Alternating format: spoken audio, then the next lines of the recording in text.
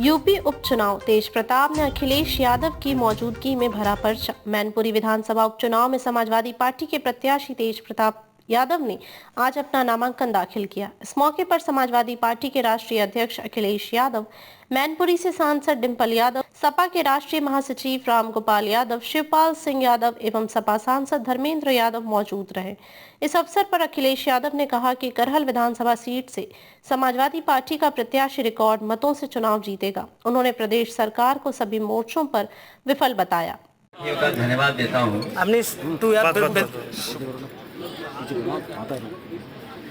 इस बार के जो उपचुनाव होने जा रहे हैं वहाँ से समाजवादी पार्टी के प्रत्याशी सांसद रहे तेज प्रताप यादव ऐतिहासिक वोटों से जीत करके जाएंगे। मैं करहल की जनता और मैनपुरी की जनता का बहुत धन्यवाद और आभार प्रकट करूंगा। यहाँ के लोगों ने समाजवादी पार्टी का, नेताजी का हमेशा साथ दिया है।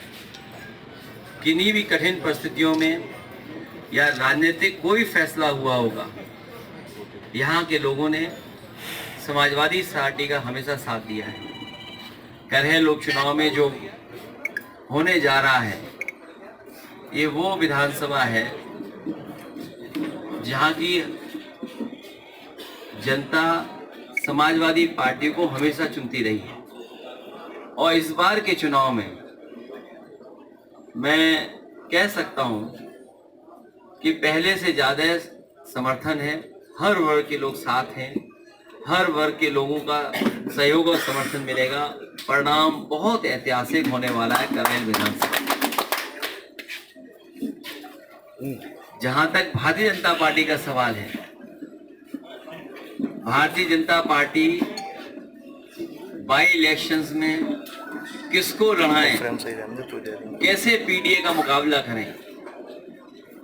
पीडीए से घबराए हुए वो बैठे हुए हैं।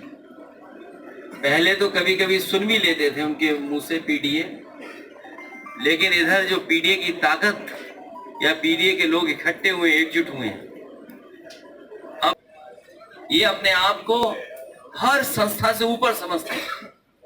इनके लिए कोई संस्था नहीं है। भारतीय जनता पार्टी के लोग अपने इशारे पे चला रहे हैं। ये सदस्यता कम कर रहे हैं, जमीनों पे कब्जा ज्यादा कर रहे हैं। इनकी जो सदस्यता चल रही है वो कम चल रही है, लेकिन जमीनों पे कब्जा ज्यादा चल रहा है।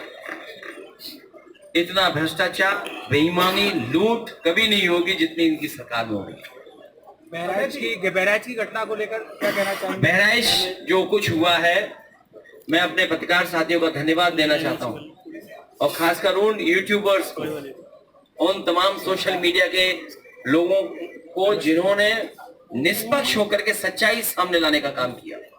और सच्चाई ये है कि भारतीय जनता पार्टी ने जानबूझ करके दंगा कराया, क्योंकि उनको पता है कि चुनाव आ गया है, किसी भी सवाल का जवाब जनता में नहीं दे सकते। इसीलिए राजनीतिक लाभ लेने के लिए जानबूझ करके भारतीय जनता पार्टी ने दंगा कराया है। और जीरो टॉलरेंस की अगर बात थी तो आगे सामने किसी तरह का दुरुपयोग नहीं चलेगा। सामने से दुरुपयोग दिखाई देगा, लेकिन वही अधिकारी कहेंगे अरे जीत तो आप ही रहे हो, समर्थन आपका ही कर रहे हैं। अब जी नामांकन प्रक्रिया शुरू हो चुकी है, लेकिन अभी तक प्रत्याशी नहीं पहुंच पाए सीटों पर। अभी चाचा ने जो कहा वो ठीक कहा कि उनके पास प्रत्याशी नहीं है, ढूंढ रहे हैं। कांग्रेस गठबंधन को लेकर के क्या कहेंगे? कांग्रेस कह रही है कि हम चुनाव नहीं लड़ेंगे, नाराजगी दिखा रही है कि हम 2 सीट नहीं चाहिए। अभी नामांकन चल रहे हैं, समय है, ये हम 2 दलों की बात है, हम थोड़ा सा निकाल लेंगे। जी, अयोध्या की मिल्की कुछ सीट जो थी उसको कानूनी पेचीदगी का स्वरूप दिया गया, लेकिन ऐसा कुछ है नहीं वहाँ, क्या कारण है? सच्चाई आप भी जानते हो। जिस सरकार ने बीएलओ हटाए हो, सब अधिकारियों को हटा दिया हो, अपनी मनमर्जी के अधिकारी पोस्ट कर दिए हो, मुख्यमंत्री जी एक बार नहीं कई बार गए, कई बार विकास का पैकेज भी दिया उन्होंने। और जब इंटरनल सर्वे करवाया उन्होंने, तो इंटरनल सर्वे में बीजेपी हार रही थी। फिर मुख्यमंत्री ने बार बार कार्यक्रम लगाया, और बार बार कार्यक्रम लगाने के बाद सर्वे करवाया, उसमें भी बीजेपी हार रही थी।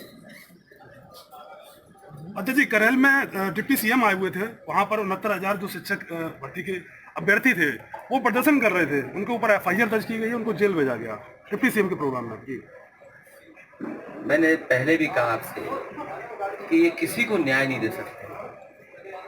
भारतीय जनता पार्टी किसी को भी न्याय नहीं दे सकती। जो न्याय नहीं दे सकता वो सम्मान भी नहीं कर सकता। और लोकतंत्र की खूबसूरती यही है कि अगर कोई विरोध कर रहा है, कोई नाराजगी है, तो कम से कम उसकी बात सुननी चाहिए।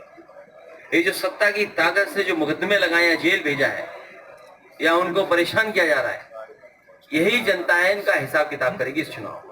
एक बार मुख्यमंत्री, उप मुख्यमंत्री और कई बार रोजगार के मेले, विकास के मेले जो है अब सरकार पे उतना समय नहीं है जितना समय था उन पर। जितनी सरकार चल रही है अब उतना भी समय उनके पास नहीं है। ये सरकार जाने वाले लोगों की है। जनता इनको इस चुनाव में हरा करके विदाई का रास्ता खोल देगी। डीएपी खाद को लेकर मारामारी चल रही है, कहीं खाद नहीं है। और अभी मान लीजिए धान तैयार होने जा रहा है, क्या सरकार का इंतजाम है कि किसानों को सही कीमत दे देंगे?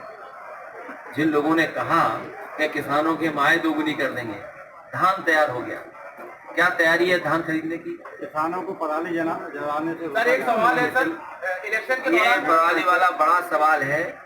सरकार को किसान के साथ अन्याय नहीं करना चाहिए। सर, एक सवाल है, अभी इलेक्शन के दौरान भी आपने ईवीएम को लेकर सवाल करे, आप एलन मस्क ने भी ईवीएम पे सवाल खड़े किए, इवन अमेरिका में भी अब इसको सपोर्ट नहीं मिल रहा है। हाँ।